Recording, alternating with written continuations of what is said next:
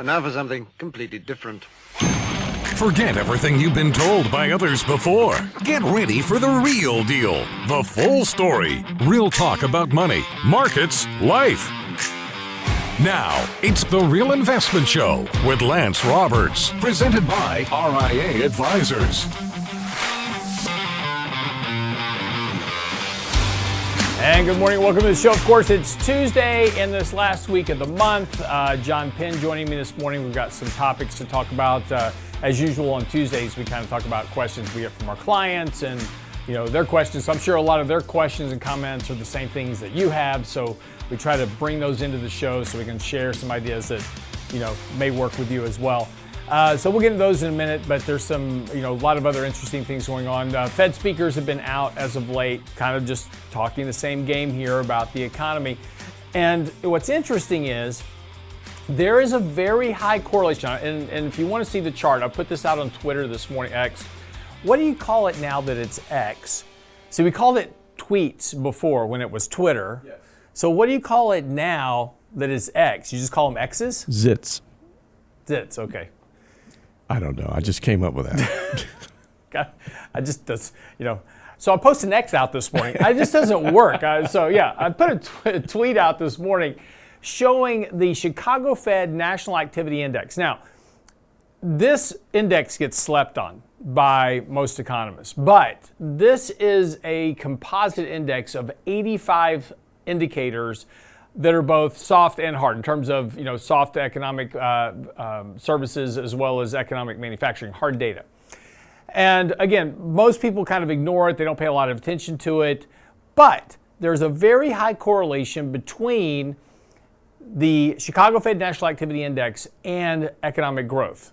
And that index has been in recession, like leading economic indicators here for a while. And so there's this divergence between economic growth and 85 indicators of the economy. So again, it's this split between kind of what the data says and what we kind of see with our own eyes in the economy. And the question, of course, is when or will that ever catch up? And yes, the answer is that will catch up at some point. Either we're going to see the underlying economic data improve, leading economic indicators, Chicago Fed National Activity Index, et cetera, catch up with the headline GDP number, or vice versa. Typically, it tends to be the latter.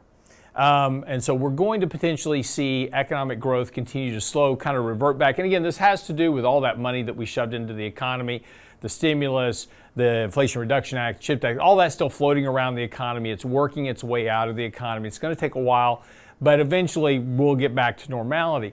But interestingly enough, the Federal Reserve, so Jerome Powell and all the guys at the top, they have about 400 PhDs that are on their staff at the Eccles building. And they're the ones that are doing all this work. They rely on the reports that they get basically from those PhDs. And so even though they say they're data dependent, they're really kind of dependent on the data they're getting from their minions, so to speak, which again can sometimes be off. And so we've got Fed policy kind of be driven by this, kind of this backseat window to what's happening economically. And data dependency really kind of means more of, when you hear the Fed use this, we're being data dependent, it really means they don't know what's going on. And they're just kind of winging it a bit in terms of monetary policy, et cetera, until they can figure out exactly what's happening in the economy. And we're in one of those periods where we're very data dependent at the moment, and we're just kind of drifting from one meeting to the next and looking at the data saying, okay, what's it confirming? Is it confirming one thing or the other? And again, we're kind of in this limbo period with a lot of data that really doesn't connect to each other more than anything else. Again, leading economic indicators, inverted yield curves, the Chicago Fed National Activity Index, but then we have other stronger data. Services data tends to be strong. So again, just got a lot of divergences within the economic data, which is leaving the Fed kind of running, just kind of running blind at the moment, just kind of hoping to find some traction here. So we'll see what happens. But again, we have the July meeting coming up for the Fed. That's going to be the next big kind of event for the markets. Friday, we have PCE, which is the Personal Consumption Expenditure Index. The Fed looks at that index very closely because that's the trimmed mean PCE variant that they use to actually look at inflation.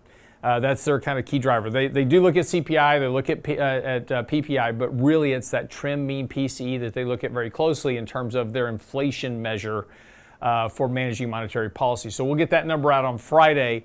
It's expected to come in at 0, so we'll see what happens. Let's talk a little bit about the markets. Lots of headlines out yesterday about Nvidia, right? Because Nvidia is the darling of Wall Street. It's had a huge run, split 10 for 1, heading into the end of the month. And the stocks dropped by 13% in 3 days. And the headlines are all over the place, like Nvidia stock drops 13%. Oh my gosh, it's the beginning of the great crash. No, just slow down. So first of all, the stocks had a huge run and it split 10 for 1. So all of a sudden, and we had this problem with our portfolios as well, is that when Nvidia was trading close to $1,000 a share, and so if you have a really small account, say $100,000, right? Or 50, let's say you've got an account that's $50,000 and you want to buy 1% of your account into Nvidia. Well, you will have to buy one share, which is $1,000. Well, in a $50,000 account, that's a 2% position, right? Well, if you want to sell it to reduce you can't reduce your position. You can either sell it and be out of it altogether, or you've got to have 2% versus 1%, which was your target, right? So this is the problem with small accounts and big dollar value stocks, is that risk management portion of that. Well, mutual funds, pension funds, etc., when the stock split, now they have a tremendous number of shares and much more liquidity. So now if I want to rebalance by a fraction, I want to go from 2.5% to 2.25% of my portfolio, whatever it is, I can just sell a few shares now. So again, not surprising as we're entering into the end of the month. Now this is quarter end rebalancing for a lot of these mutual funds, hedge funds, everybody else that owns these stocks. So first of all, Nvidia was extremely deviated from its long-term moving average. It was extremely overbought here. Now, again, not surprising, you're going to get some profit taking, but also going into the end of the quarter, a lot of managers were now overweight their position in Nvidia, had liquidity now because of the stock split, and so not surprising they're taking some profits here. So again, this should not be surprising at all that you're getting a bit of a correction in the stock. Look, Nvidia is triggering a sell signal right now from a fairly high level that suggests that we could see a bit more of a drop down to probably around $100 a share. Would not be outside the realm of possibility for a correction in Nvidia. It won't go straight down there most likely. Likely you're going to get a bounce and then you'll take out this recent low and then go lower. We'll see what happens. But again, not surprising you're getting some selling pressure here in the stock. Extreme deviation from the 200-day moving average. Stock is worked off most of that really overbought condition. So again, I'd kind of expect a bounce. You're going to get some buyers stepping in here to try to buy the dip, so to speak. It's like, oh, I haven't been able to get into Nvidia. I'm now going to get a shot at it. I think you get a rally, you get a lower high, come down, retest these lows, maybe come down and retest this 50-day moving average. That's not uncommon. You know, we did this back previously in March. Stock was pretty elevated, came down, actually took out the 50-day, kind of based around a bit, and then took off for its next run. But that's been really kind of a regular case for Nvidia now for a while.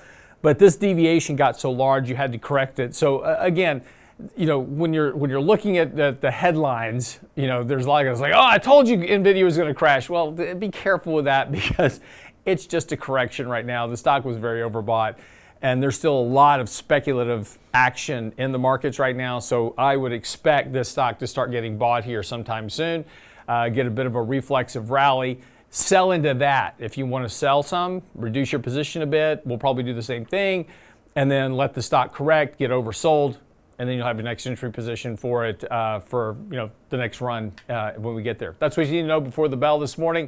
When we come back, we'll pick up with John Penn. Got a lot of stuff to get into, so hang around. More of the Real Investment Show coming right up.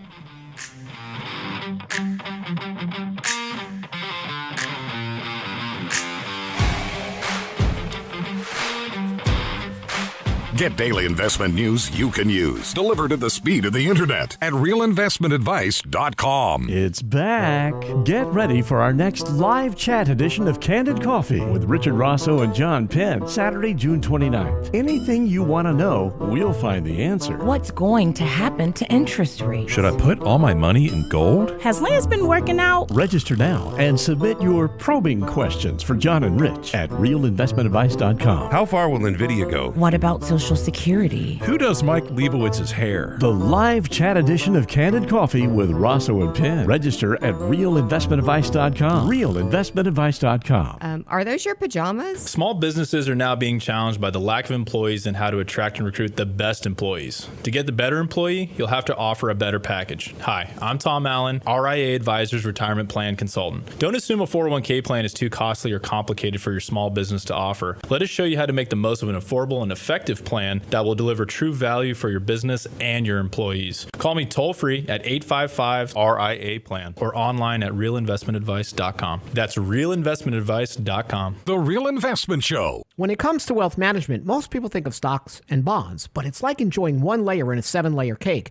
At RIA Advisors, we want to make sure you get your cake and eat it too. Social Security, Medicare, creating a tax-friendly retirement paycheck. Perhaps you're saving for college. How about life insurance, guaranteed income solutions, all along with comprehensive planning. At RIA, a holistic approach to your money is our priority. Call us today, 855-RIA-PLAN, or find us online at realinvestmentadvice.com. realinvestmentadvice.com. And now, another page from the Real Investment Advisors Investing Manifesto. A passive investment portfolio requires active risk management. It's not a choice, it's necessity. Diversification doesn't protect against risk of loss. Let us actively help you reach your financial goals with RIA Advisors. Neither bull nor bear. RIA Advisors, 281-501-1791 or online at realinvestmentadvice.com. You're listening to The Real Investment Show.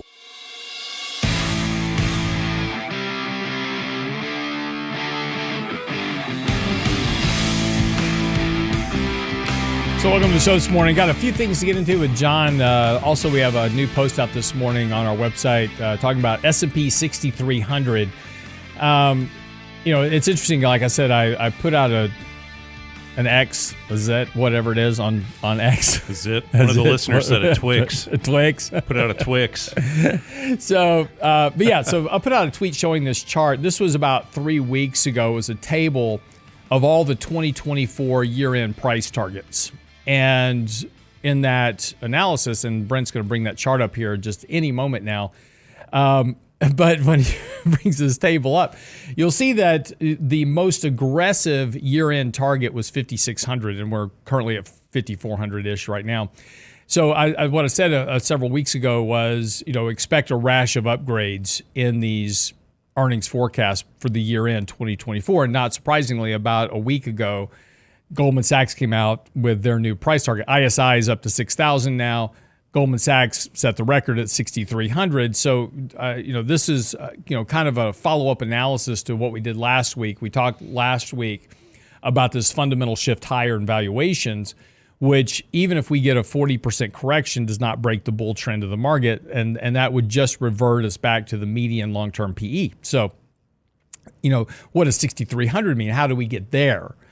And again, this is kind of the interesting thing because again, in that permanent shift of valuations, I laid out, I said, okay, based on year-end price targets of $217 a share, which is where we were or where we are right now, a correction back to 16.5 times earnings, which would be the long-term median, would be take us back to the 2022 lows. So it would just basically revert this run from the 2022 lows to where we are now. We revert back to that, and basically that's the extent of it. So, but there's another argument to this case, which is that's a multiple contraction, right? So that's where we're reverting PEs back to the long-term means based on where earnings are. But what about a multiple expansion story? So a multiple expansion story is a little bit different because what that requires is, of course, is growing earnings, which is what Wall Street expects right now.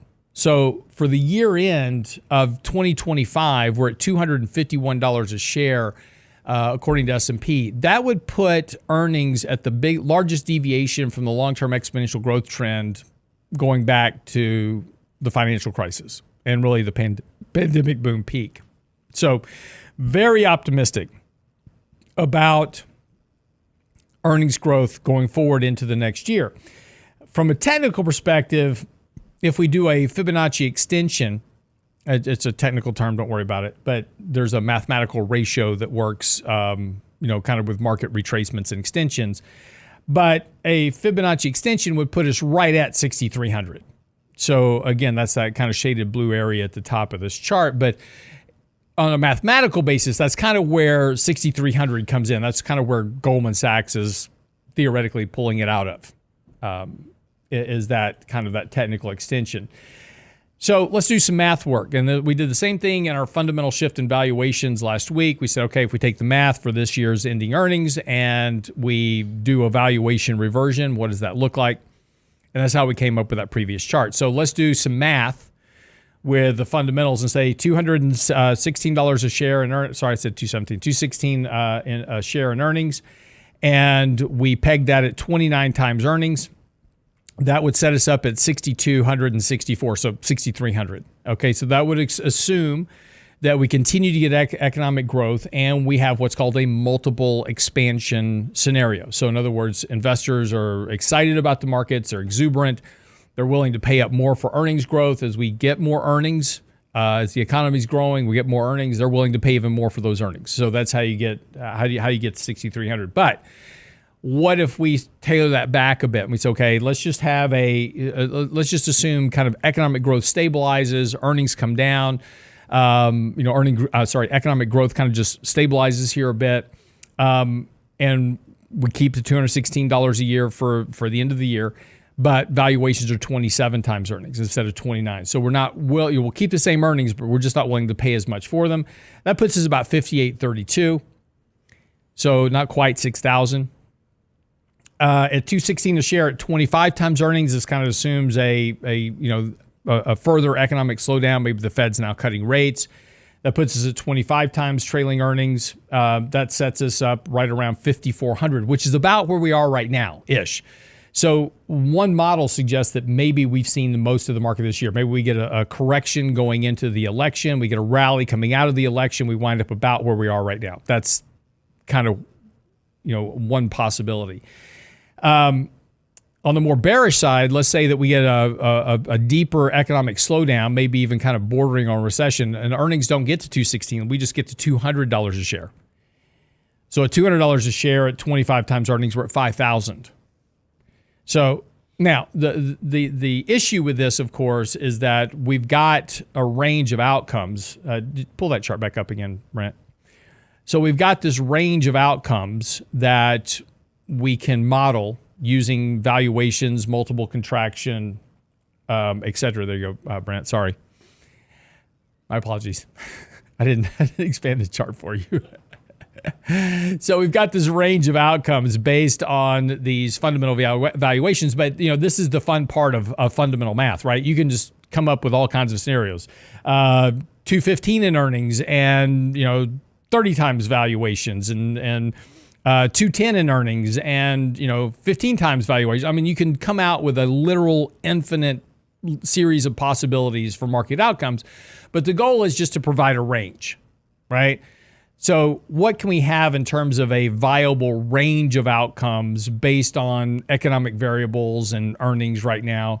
And of course, as we said last week, hey, we could have theoretically a reversion back to those October 2022 lows. I don't expect that to happen. But it's possible, right? That's one of the ranges of outcomes if we have a valuation contraction period. I don't think we have the economic structure for that just yet. We need an actual recession for that, so maybe that's 2025-ish. But we can build a range of outcomes to at least operate in terms of managing our portfolio risk. And that's really the whole purpose of this exercise, is to just think through this kind of analysis. And these, Wall Street comes out and they say, 6,300. Well, the reason they're coming out with these price targets is they need to sell you product, right? Again, Wall Street creates opportunities in terms of, doing IPOs and secondaries and those type of things. They need to sell the stuff to somebody, so that's you. And so they have to continue to raise their price targets to justify increasing earnings, issuing products, et cetera. I mean, who would buy a secondary of Nvidia right now if they said, the stock's going to 50, right? Nobody's going to buy it. So they've got to keep upping the price targets, upping the estimates, upping the ranges. But that's why we do this work, is to provide some ranges that we can operate in terms of managing risk in our portfolio. So anyway, that article's on the website. There's a link to, if you didn't read the article last week on valuation reversions, then that link is there for you as well. So you can kind of go through both and work through the analysis. But that's on the website now, realinvestmentadvice.com. Okay, John, good morning. How are you? Hey, good morning. Sorry, stole your thunder. No, not at all. I mean, actually, what you were just discussing there, those are a lot of the questions that I've been receiving lately. I mean, I think overall, investors are concerned about, what lies ahead, right? And there's always risk out there, right? And just like Lance mentioned, that's part of our job, is to kind of look at the horizon out there, look at the risk horizon, and are the clouds getting darker, thicker, or hey, is the sun starting to peek through here a little bit, and how do we adjust portfolios here? But while I think investors are concerned about, well, what can happen, what are the risks to the market, or what may cause a pullback, as of late, I'm getting more questions around, well, what's going to be the driving force to keep this market momentum going, right? So we can talk about this here in a little bit too, but it's like for every dollar that goes into the Standard & Poor's 500 index, what, about 38 cents? 38? Yeah. Is it 38 now? If every dollar goes into what, the top 10 companies? Yeah. Right? So, I mean, that's pretty substantial momentum right there, right? There is. And I've written some articles on this before about the issues of passive investing. And one of the things that, people are having a hard time kind of wrapping their head around is like, why do these same stocks just keep going up and up and up, kind of regardless of what's going on? And a lot of it's because of this whole rise in passive investing. People are just buying ETFs now. It's like, just buy a basket of stocks. Don't try to pick a stock. Just buy a basket, right? and which is fine. But again, as we talked about XLK, and talk about timing, right? XLK just rebalanced their ETF, and Nvidia went from 6% to 20% of the index. Apple went from 20% to 4.5%. Yesterday, Apple has a terrific day, and Nvidia gets killed. So timing of these changes is always very interesting. But again, this is the whole problem, is that everybody that's buying XLK or VGT or SPY, they're just funneling more and more money into these same stocks because these ETFs have to buy the underlying stock. And so you're just fueling this asset price higher. And the question is, what's going to change that dynamic? What's going to get people to start selling their ETFs en masse? Well, and it's not just their ETFs, but think about all of the broad-based index funds that are part of 401k plans, retirement plans, 403bs. I mean, that's massive, trillions of dollars. Trillions of dollars. And so what's going to get people to start selling those en masse? That's how you're going to get that big correction in those top 10 companies. It didn't happen in 2022. Right? In 2022, we decimated the bottom 350 of the S&P 500, but the top 10 hung in there pretty well. Yeah. Right? All right, quick break. We'll come back. John's got several questions to get into this morning. We'll cover those. So stick around. Be right back.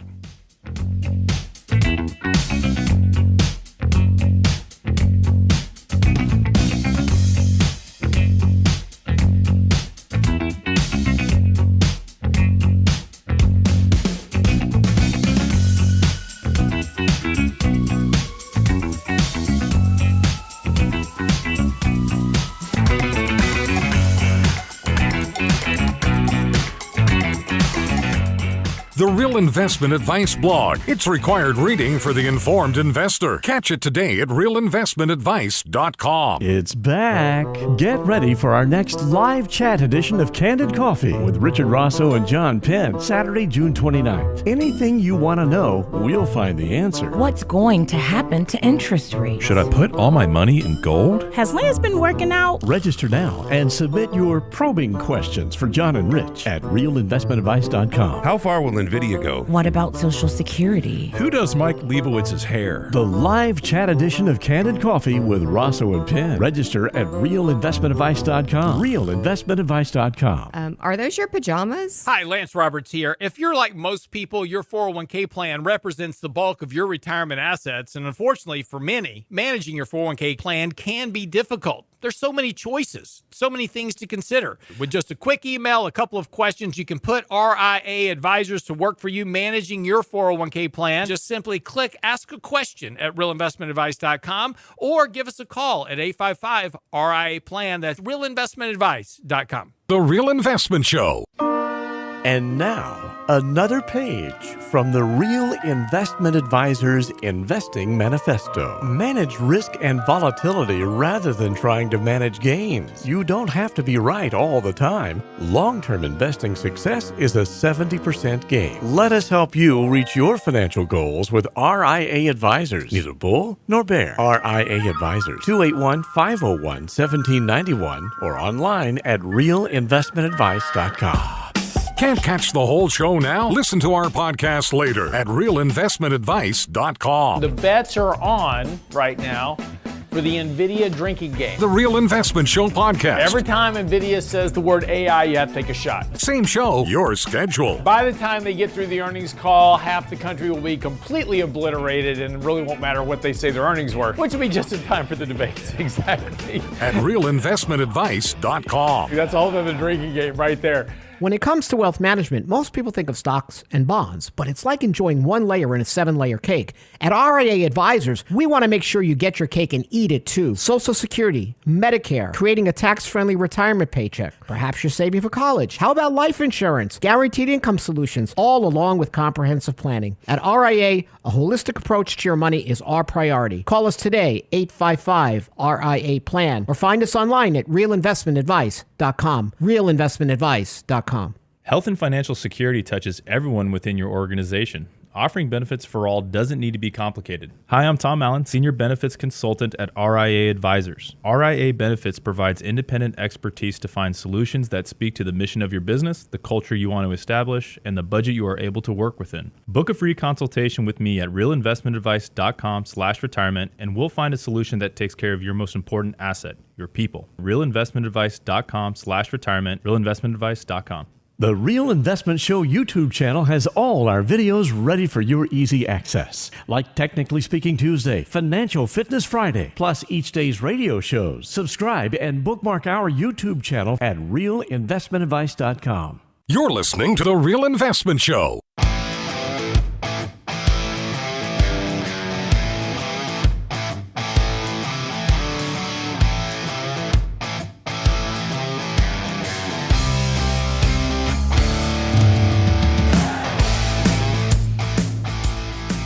And welcome back to the show this morning. So, a couple of things here we'll get into this morning. And like I said, John's kind of, gets questions from our client. John's a great barometer. Clients tend to be great contrarian indicators for the markets and a lot of degrees, right? Because they hear stuff on the internet or whatever it is. And I was like, oh my gosh, I read this article or I saw this video with this guy said the world's going to crash and burn, whatever. So they tend to be really good contrarian indicators for what goes on in the markets. But this is why on Tuesdays when John comes in, we kind of share some of these stories with you because I'm sure it's a lot of the same things that you're dealing with as well. And so hopefully you find some benefit in that. And but we were talking about lately one of the kind of the new trends in the market. I shouldn't say it's a new trend because it hasn't been a new trend. It's been around for a while, but all of a sudden it's just now getting meaty headlines, which are these funds that either pay a high yield or offer some type of what they say is downside protection.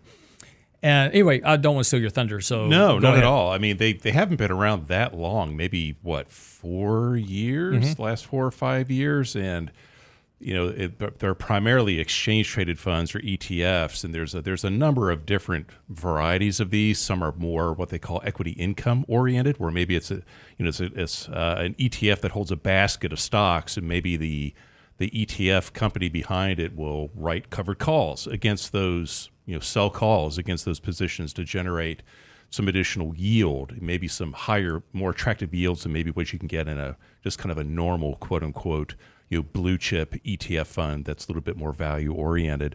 And there's also a mixture of these exchange traded funds that are what they call buffer ETFs, where maybe within the ETF itself, it has a built-in, like a protective put strategy to help provide some downside protection in case markets become a little bit more volatile. And then Lance, in the previous episode or the previous segment, you were talking a little bit about Wall Street and the machine of Wall Street and how they will develop products when there's an appetite for this, right? So, in the last 12 months, about $31 billion has flown into these various types of ETFs, some that are more income oriented, some have maybe more of a downside put option strategy in there. So right now the total amount of dollars that are in these, as a whole, it's about $120 billion. So these are starting to get some traction. But so as it just seems like there's this theme where investors out there, they want to find this magic pill, just this perfect investment that gives you the upside of the market with very little to no downside. Right? And again, these sound great on the surface. And again, this is, it's not surprising with more and more people kind of concerned about where the markets are, the economy. There's a lot of demand for this stuff. So Wall Street says, hey, I can build an ETF that'll do this and send it out there. But, again, what people hear is they hear, I can buy this ETF with 100% downside protection. Yeah, no risk. Sounds great. Yeah. Right? Well, the problem is you got to read the rest of the story, which in theory, it has no downside risk, right? That's in theory, that all this stuff works great. The problem is that, first of all, portfolio insurance, which is a throwback to 1987, portfolio insurance in 1984, 85, 86 was the thing on Wall Street. This is not a new thing. We've done this before. And portfolio insurance led to the crash of 87, and there was no downside protection because protection depends on an unlimited amount of liquidity.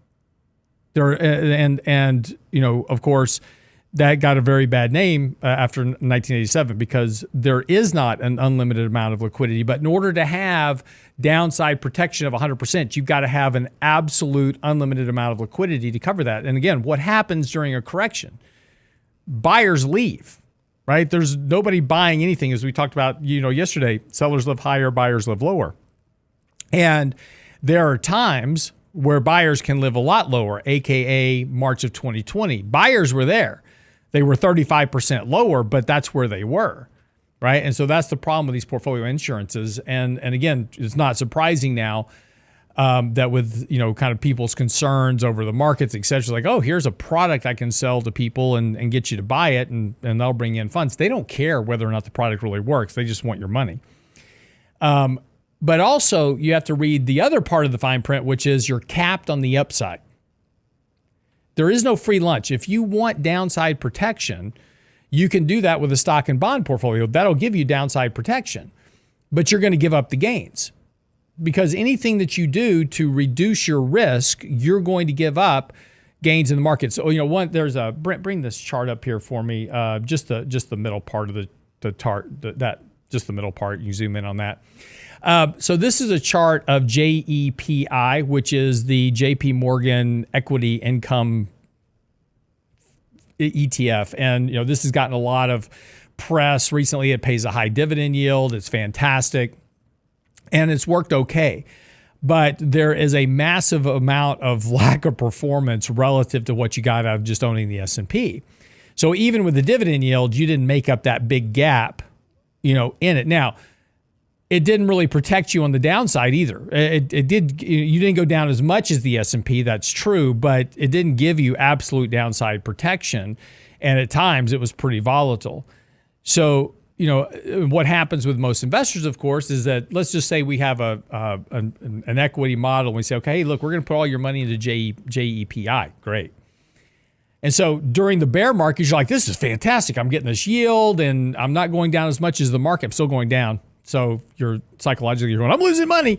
But when the market takes off, it's like, well, why? And look, we have our clients calling us right now. Why don't we own more Nvidia, right? Why don't we own more AMD? Why don't we own more of those stocks rather than those old dodgy stocks like ExxonMobil, which, by the way, was a really good outperformer yesterday. So we own a balance, right? So when markets are rotating out of tech, money rotates to somewhere. It just doesn't evaporate from the market. So if it's leaving one area of the market, it's going to another area. So we try to have capture in these various areas of the market. So as money rotates, we capture those returns. But the problem for most investors is that they're in JEPI, they're underperforming the S&P by nearly 50%. They're like, man, this sucks. I'm going to go buy the S&P, right? I want some of that. I want some of that Nvidia love. But of course, that happens typically at the worst time. Again, if you own JEPI, there's nothing wrong with it, right? Just understand why you own it and potentially what happens in a market downturn. In a market downturn, that yield goes away because the underlying companies stop paying. The volatility in the underlying options drop so that you don't get the rate of return. So the yield is going to be very variable during a market downturn. You just have to understand those risks, right? Nothing's stable, nothing's set, nothing is a free lunch. But just understand why you own it and then don't let your emotions get the better of you. Yeah, so, and it seems that the JP Morgan Equity Income Fund seems to be the one that I get most of my questions around too. Mm-hmm. So you're talking a little bit about knowing what you own and how does this behave. And so so I think there's a misconception that sometimes folks think, well, it's going to pay me this dividend yield. It's quote unquote conservative. I'm going to really protect my downside. I mean, if you go back and look at the chart on this, you have to go back and look at, how volatile is an investment potentially that you may put your money into. I mean, you go back and look at the JP Morgan Equity Income Fund. If you would have invested in that, let's say the end of December of 2021, all of a sudden had a pretty significant pullback, down to kind of where the market bottomed, or kind of the most recent bottom in October of 2022. From the end of December to that period in October, that was a 19% pullback. Right. So as an investor, how will you handle that? What are you going to do? Are you going to hold? Are you going to buy a little bit more? Or how, from an emotional standpoint, how will you react to that? And I think that is, and again, not saying that these investments like this are bad. You have to understand how they work, because they're trying to, these various companies out there are trying to build these products, for lack of better words, that are designed to give you this upside. And granted, to Lance's point, your upside is capped.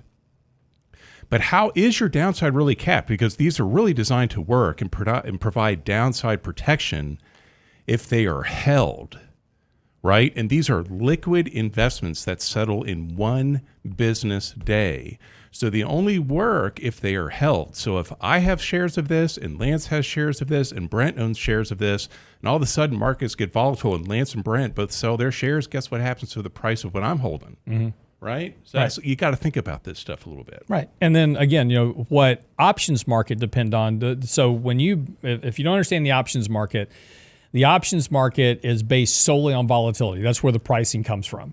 So if stocks are surging higher, there's a bigger premium built on the call options. If drops are dropping sharply, you've got a big uptick in volatility, then your premium and your put options are expanding, right? But if you've got a low volatility market where markets are just grinding higher, that option premium evaporates, and there's just not a lot of ability to really effectively hedge or to generate income from options in a very low volatility market like we have now. It becomes so much more challenging. Right now you can buy puts extremely cheap because nobody wants them. Right? Nobody wants a put. Nobody's expecting a crash. So puts are extremely cheap. So again, just understand there are drivers. Again, nothing wrong with JEPI. If you want an equity income covered call strategy in your portfolio, it's a good one. It's a good candidate. Just understand it's not going to give you downside protection of 100%. It's not going to. It will potentially limit losses.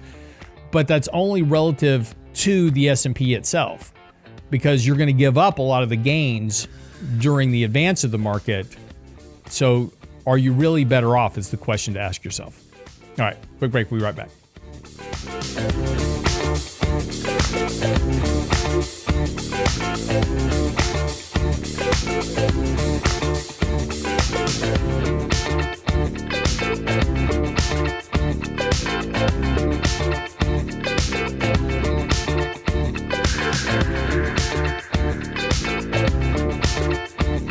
Get daily investment news you can use, delivered at the speed of the internet at realinvestmentadvice.com. It's back.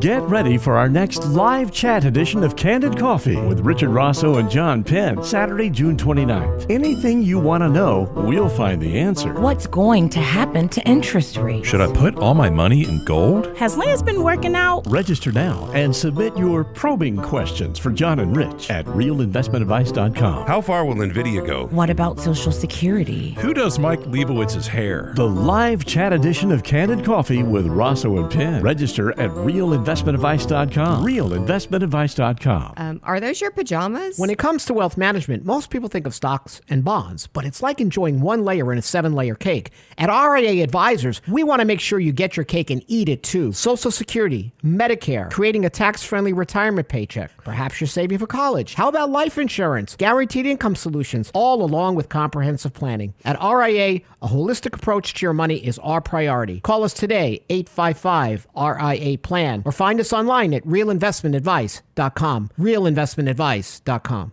The Real Investment Show. Small businesses are discovering that attracting and retaining top talent come down to more than just salary. In today's highly competitive job market, compensation is more than just wages. Hi, I'm Tom Allen, RIA Advisors Retirement Plan Consultant. Healthcare and retirement plans can make the difference in hiring and retaining the best employees. We can show you how to build an affordable, effective employment package that delivers true value for your workers and your business. Call me toll free at 855-RIA-PLAN or online at realinvestmentadvice.com. And now, another page from the Real Investment Advisors Investing Manifesto. Bulls win in bull markets. Bears win in bear markets. Eagles soar above and take advantage of opportunity. Let us help you soar as you reach your financial goals with RIA Advisors. Neither bull nor bear. RIA Advisors, 281-501-1791 or online at realinvestmentadvice.com. You're listening to The Real Investment Show.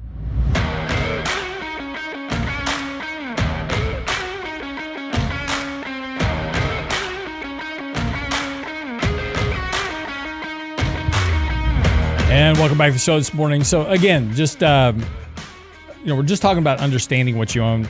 You know, if it works for you, if it fits within your portfolio, if you're just looking for a dividend, that's all great, right?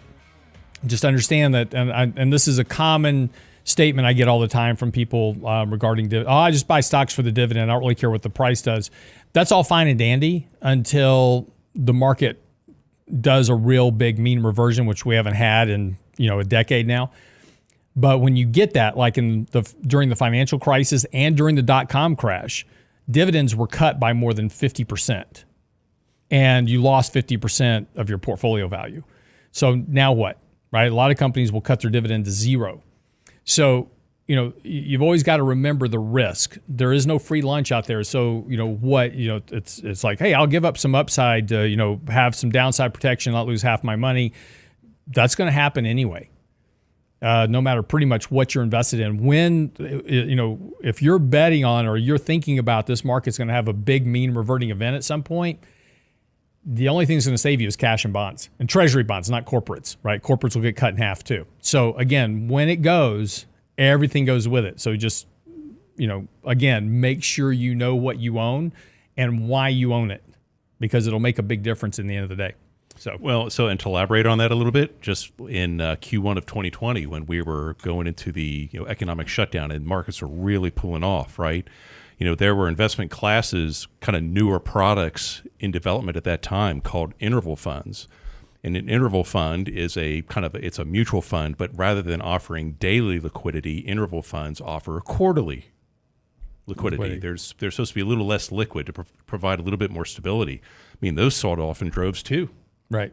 So sometimes sometimes folks are buying it. I remember in late 2019, going into 2020, these interval funds sounded great, and we're going to get this income stream and get this cash flow. It's going to help me protect on the downside, and they do until everybody else decides to sell it, and all of a sudden that interval fund's having to make redemptions, and all of a sudden they're not quite as stable as what you thought they were. Again, not knocking on these. To Lance's point, you got to really take a deep dive and look at what the internal holdings are in these portfolios that you own, and just kind of understand how these are going to behave. Right. And understand if you're okay with the risk. Right. As always, everybody's risk tolerance is the same. And, this comes down to, where we talk about hurdle rates and we talk about rates of return. It's always interesting. We do extensive financial planning for our clients. We sit down and say, look, all you need is X rate of return. And we talked about this before. If you need 4% to reach your goal, and you want to increase that to 5%, just a 1% increase, right? So that's a 25% rate of increase in that return rate that you want. Well, that requires almost 100% increase in the amount of risk you've got to take to generate one additional point of return. Is it worth the risk, right? For 1 percentage point. But this is what happens to us is when markets are going up, we go, man, my portfolio, we have clients call us all the time, they're 60-40, 70-30, 80-20, whatever their portfolio is like, man, this market's just going up and up and I'm not getting all the gains out of the market. I need to change my portfolio allocation. Okay, fine. We'll do that for you. You have 80-20, 100% equity, whatever you want. We'll do it for you. But the problem is when the market correction comes, then they're like, well, I didn't want to lose that much money, right? So, you've got to really be okay. And this is when we talk so much about the fallacy of benchmarking and, just turn off the television, turn off YouTube channels, turn off, bearish media, just focus on your job, do what you do best, let the markets do their job.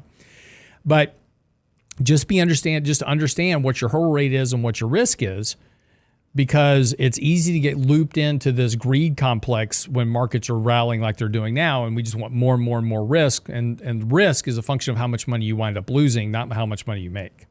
Yeah, it's not so much. I think a lot of the folks that that I visit with as of lately, there's a little bit of both. There's some that have this fear of missing out a little bit because, to your point, they are seeing the markets kind of run this year, and it's like, well, maybe I don't need to be as conservative as I really thought, John. It's like, well, hold on a second. Let's just take a step back here, and let's go back to that financial plan that Lance just mentioned, and let's really look at here's we've looked at all of your expenses, all of your goals, everything that you want to do, everything that you and your significant other want to accomplish for you and your family, and over time, here's the rate of return that you need to earn, regardless of what the various indices do. And yes, we all pay very close attention to that here.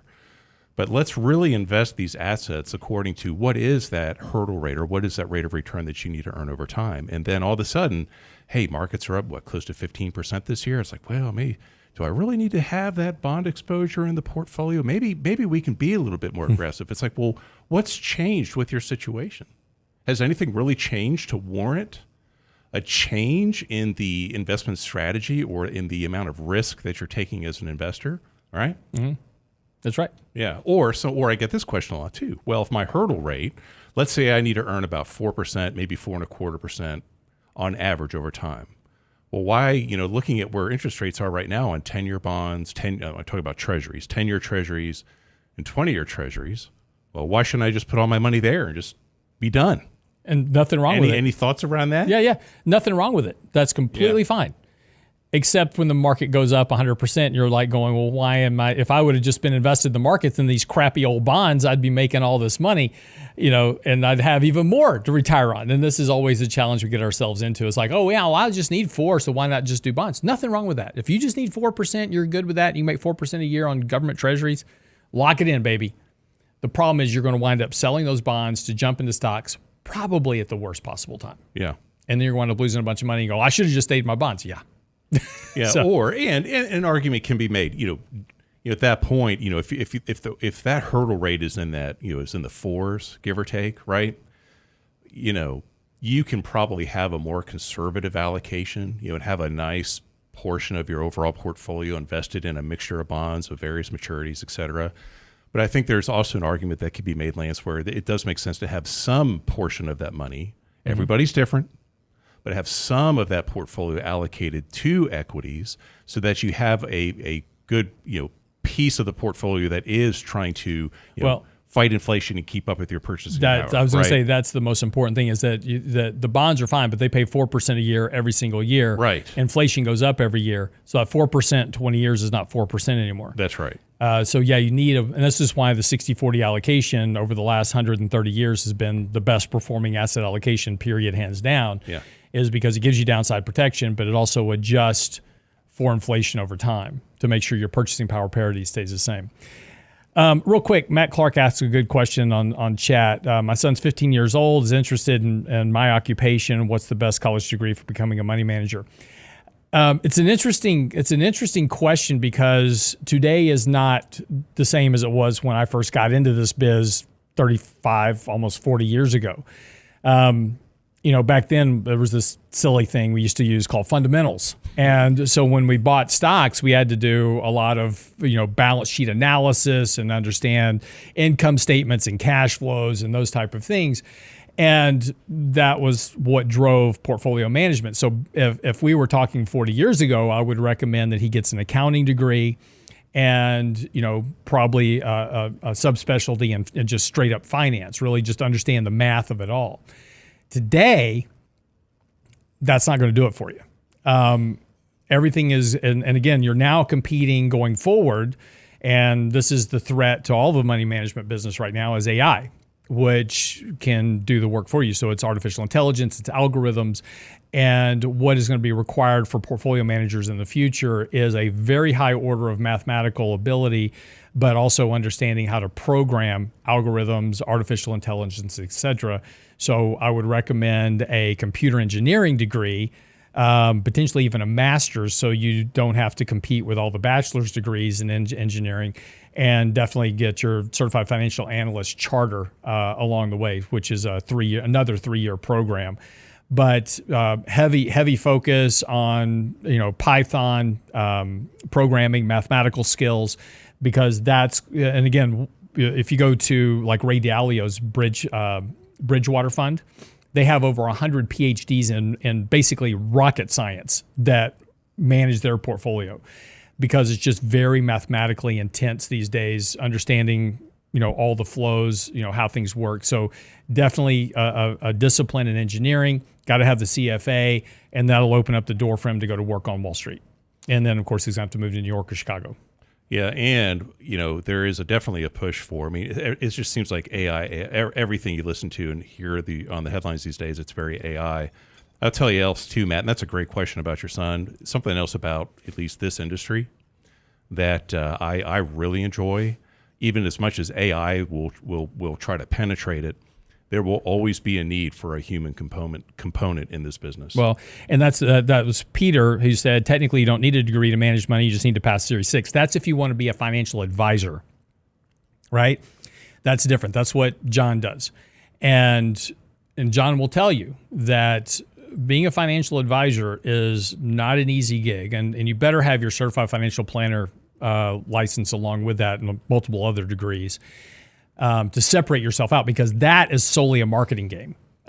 You've got to be able to go out 90%. If you're just an independent financial advisor, 90% of your day is sales and marketing, just trying to get clients into the door. Mm-hmm. This is why the vast majority of advisors, we've built RIA very specifically, that we have a portfolio management team. We've got an advisory team. So we have everything incorporated in-house. So John doesn't have to worry about managing portfolios. That's what I do. But for most financial advisors, the reason they just buy and hold a basket of ETFs is they're like, Mr. Client, I want to take you on. Boom, I'm putting you in this basket of ETFs. They're off to the next sell. They don't have time to manage money. And this is why buy and hold is very dramatic on Wall Street, because it's the easiest way for Wall Street to bring in a lot of clients and allow their advisors to just keep moving to do sales. So financial advisory is a very different structure, Matt, than portfolio management. Those are two very, very different things. So just depends on what he wants to do. All right, have a great day. We will be back tomorrow. Tomorrow's what, Wednesday? Wednesday. We will be back tomorrow. Catch up on the markets, of course, and then on Thursday, Mike Leibowitz will be back to catch us up on Fed, interest rates, inflation, all that stuff. So a couple more days here. Have a great day. Be sure and like and subscribe to the channel. Since your questions, comments, and emails, always happy to help you out. Have a great day.